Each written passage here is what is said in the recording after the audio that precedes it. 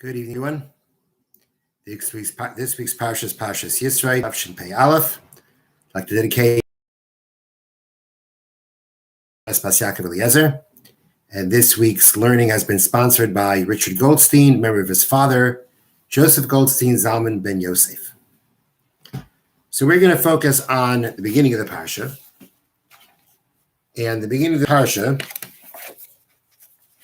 begins, Vayishma Yisro, Yisro heard, Yisro who was Kohen Midian, which can be translated as the priest of Midian, the high priest of Midian, or the leader of Midian.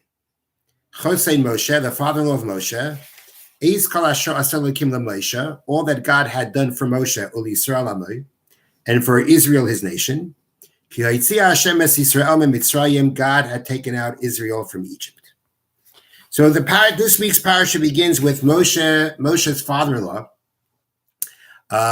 going out to meet him in the desert after the Jewish people had left Egypt and after the splitting of the Red Sea. And the Torah tells us how Yitro came and he spoke to Moshe. Moshe told them about all the miracles that God had performed for them. And it says that Yitro was very happy over what happened. He rejoiced with the Jewish people.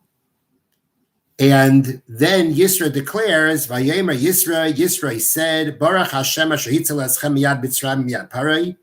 Blessed is God who saved you from the hands of Egypt and from the hands of Paro.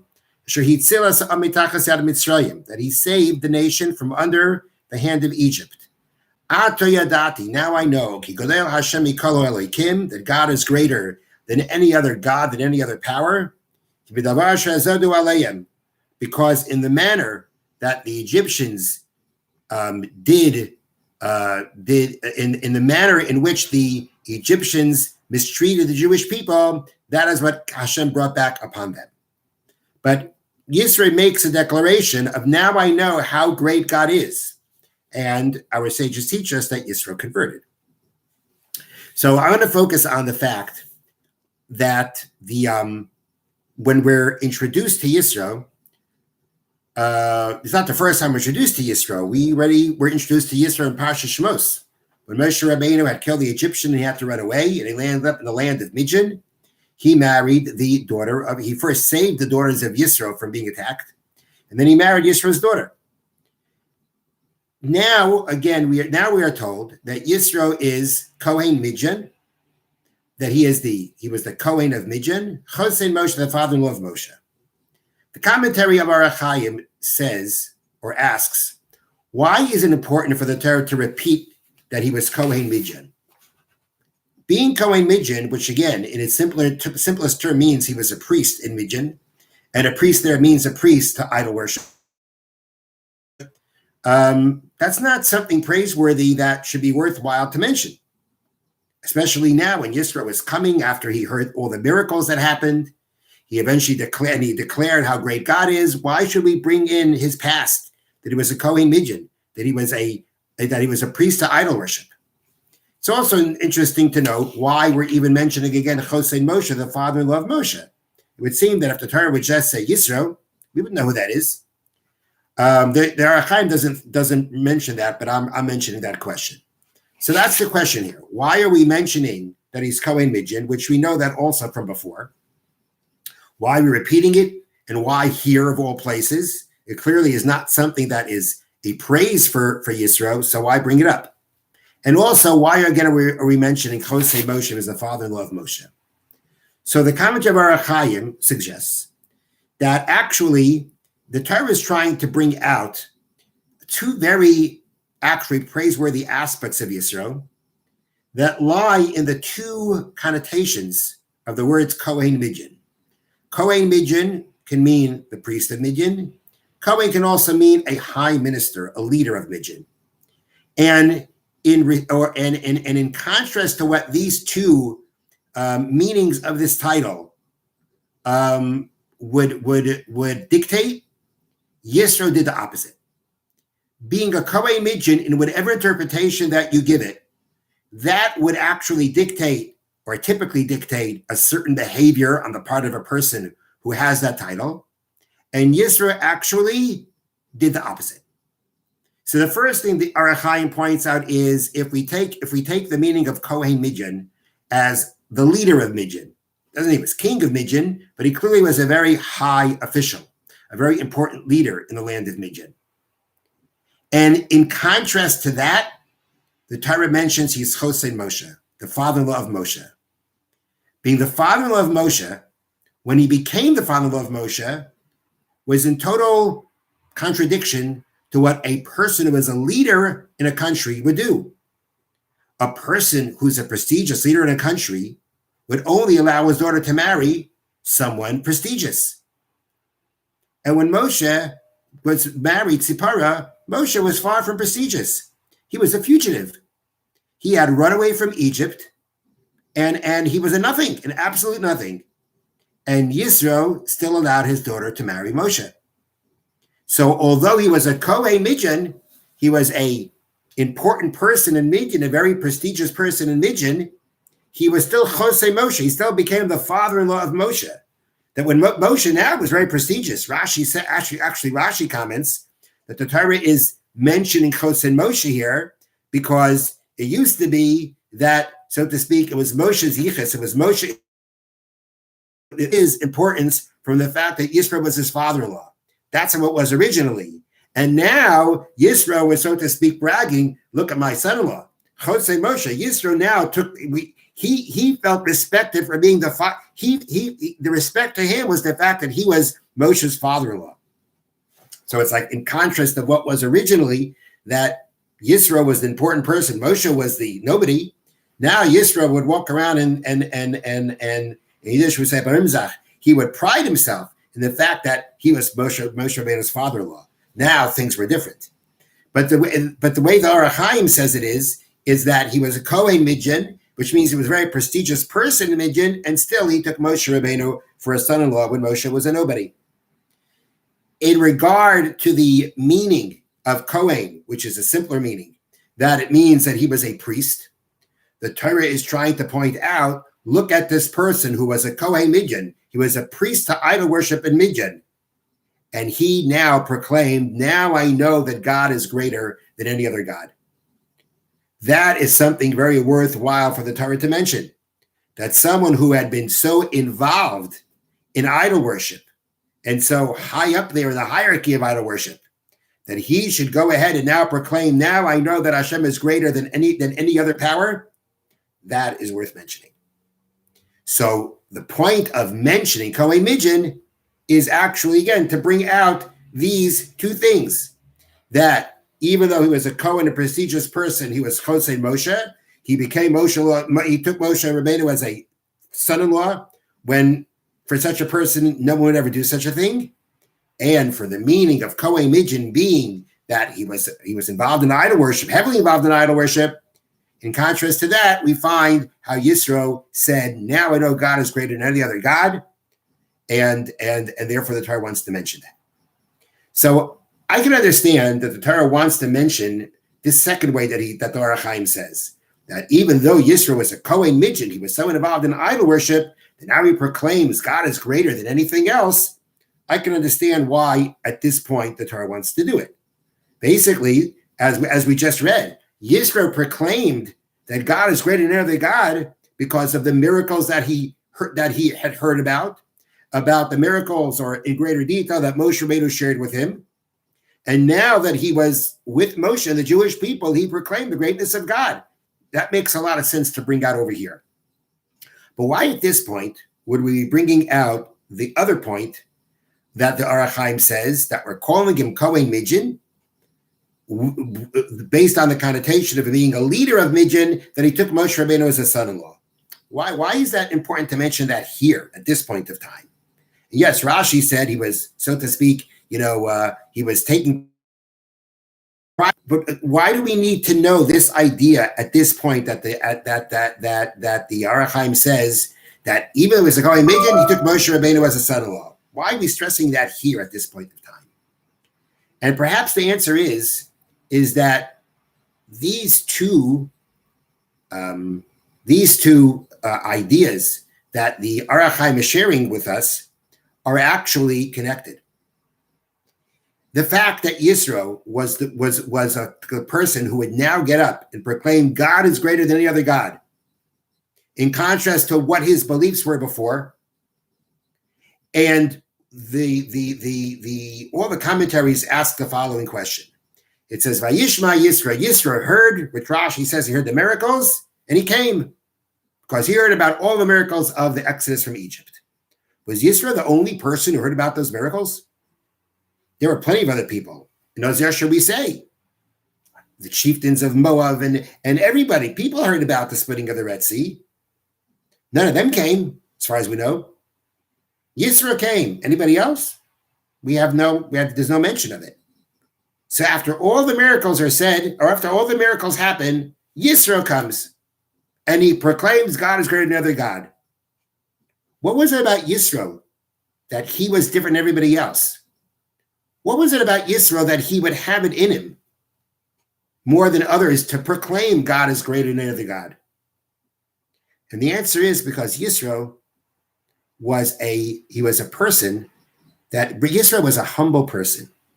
Yitro wasn't caught up in himself. If Yitro, when he was a Kohen Midyan, could take Moshe Rabbeinu as a son-in-law, that means that he was not a person who was caught up in himself. He was not an arrogant, haughty person. Why did he take Moshe Rabbeinu for his son-in-law? The answer is because Moshe Rabbeinu had saved his daughters. It says that Moshe Rabbeinu was at a well. The daughters of Yisro had come to give the sheep to drink. They were the shepherds for their father's flock. The other shepherds tried to chase them away. Moshe chased them away and gave all the flock to drink. Yisro took Moshe Rabbeinu as a son-in-law because gratitude, or he appreciated who Moshe Rabbeinu was. So all the prestige and what everybody else would say, how can you take such a person like that for a son-in-law, didn't matter to him. What mattered to him was the truth. What mattered to him was right. And with all the prestige that he had, the truth is what mattered. That's a sign of humility. All these traits of Yisro are the traits that made him ready to eventually accept Hashem as his God, to convert and to proclaim, now I know that God is greater than anybody else. If anybody else is good, that because by doing that means he has to be admitting that he's been wrong. He has to admit that now he needs to start anew. He's ready to face the truth and admit to the truth. That comes from a person who's ready to take a nobody for a son-in-law because it's the right thing to do, and not to care about what anybody else has to say. A person who is free of those pressures, a person who will live by the truth, no matter what anybody else says, that's the kind of person who can come to that recognition that God is greater than any other God, and that until now, I've been mistaken, I've been wrong.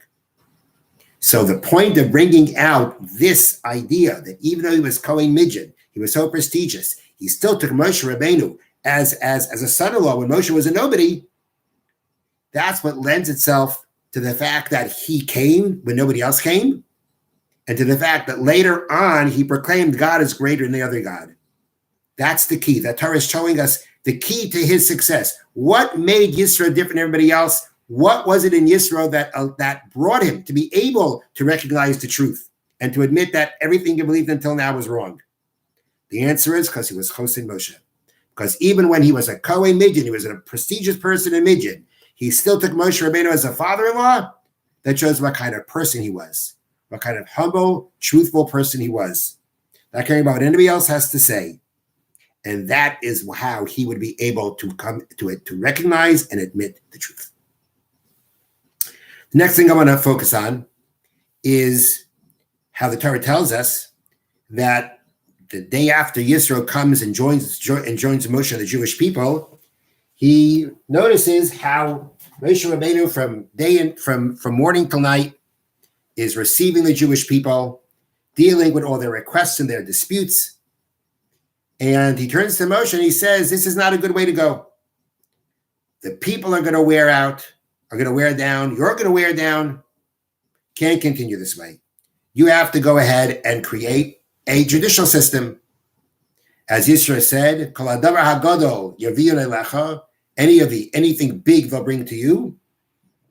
V'chol hadavar hakasha yishputuhein, and v'chol hadavar hakatan yishputuhein, and anything small they'll judge. And Moshe Rabbeinu followed his father-in-law's advice. So the question is that Hashem didn't tell Moshe to do that originally. If Moshe Rabbeinu was sitting and judging everybody by himself, that means that there was no judicial system, and Hashem had never said to do it. Why not? If Yitro's idea was such a great idea, why didn't Hashem tell Moshe to do it to begin with? And Moshe Rabbeinu couldn't notice this?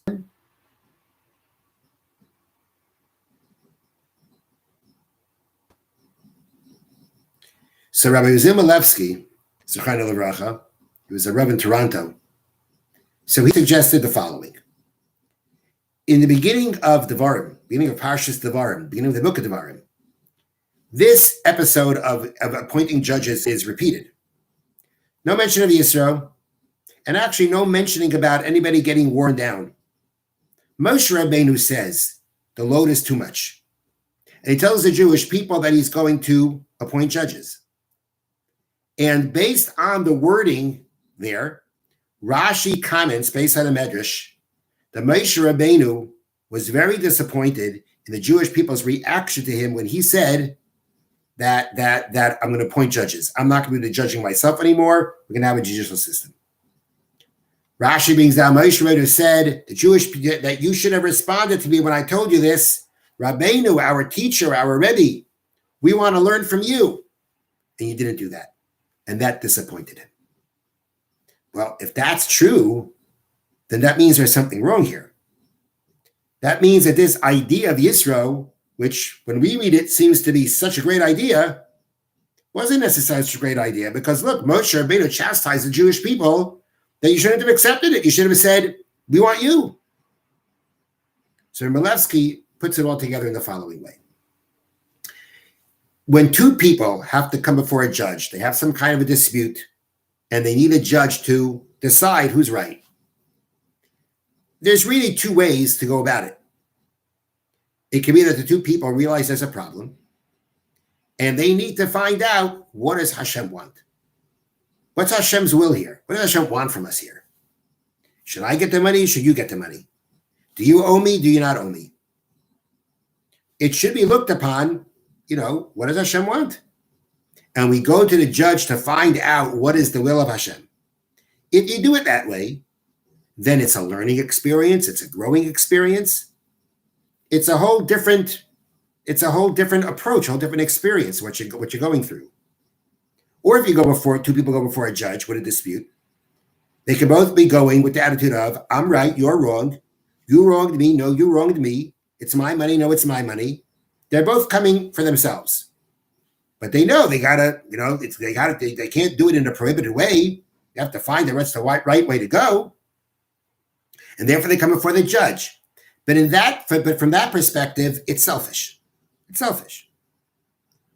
If you follow the first approach, that they're coming to find out what does Hashem want from us, and it's a growing experience, it's a learning experience, then there's no better way to experience that than for Moshe Rabbeinu of all time. And you're not going to wear out from it. You're not going to get tired. Why would you want to? You wouldn't get tired. You're actually looking to grow spiritually. You're not going to get tired if that's what you want. And therefore, if that was a Jewish people's perspective of coming before Moshe when they have to work out something, then it wouldn't have been necessary to have judges. Moshe would have taken care of it. No one would have worn out. The problem was that if the Jewish people were wearing out, then that means that they weren't coming with that perspective, but rather they were coming for themselves. And when you're coming for yourself and you got to wait online for the judge, it wears you down. And if the people are coming before the judge with, so to speak, selfish motives, not selfish wrong, but it's about themselves, and they're coming and arguing with each other, and they get even more worn out because they're waiting for a long time, that's going to wear down the judge. The judge may be l'shem shamayim. The judge may be doing his job for the sake of heaven, to bring out the will of Hashem to them. But if their focus is themselves, then that wears down on the judge. So therefore, Yitro said to Moshe, the situation doesn't look good here. They're wearing down. They're going to wear down and you're going to wear down. Yitro recognized that the people here are not coming with the best of intentions. They're not coming here with the l'shem shemaim, with the intention for the sake of heaven, for spiritual growth, that they should be. And therefore, he said they're going to wear down. Moshe decided that he was either going to see that for himself or actually give it one more shot. Give them one more chance to look at themselves and say, we shouldn't be this way. We should want to learn from Moshe. We should want to be learning what the will of Hashem is and learn it from Moshe. So Moshe said to them, this is what's going to happen. We're making a judicial system. If they would have said, we want to learn from you, that means that they recognize and that they're seeking to come closer to Hashem when they have these kinds of disputes. But they didn't do that. They didn't respond that way, which means that their intentions were not at the level that they should have been. That disappointed Moshe, but that was the final straw. That was it. Now, there was no question that where the Jewish people were at, they needed a judicial system. Now, it's interesting that when Yitro was saying to Moshe that what's going to come to you? Now we have all these other judges, so what are you going to do? So Yitro says, anything big, anything great is going to come to you. Now, that would mean anything that's too difficult for the other judges will come to you. But Yitro calls it gadol, he calls it great. Judges. And the Torah also talks about what would Moshe do. It says, Kol hadavar hakasha, anything that was difficult they brought to Moshe. Yitro called it gadol, great, big, large. And the Torah called it kasha, difficult. The point of the contrast is like this, that although we could say that Yisro's intention was the more difficult thing will come to Moshe, but Yitro called that the big things, because Yitro saw that what would be those difficult cases that would come to Moshe that the other judges couldn't handle?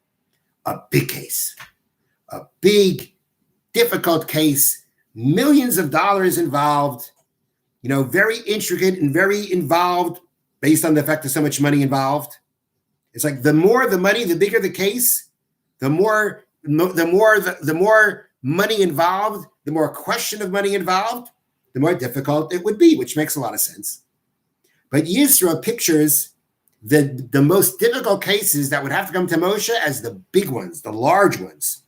The large ones are the difficult cases that have to come to Moshe. Those are the kind of difficult cases that have to come to Moshe. And the Torah says it's not about big. It's about kasha.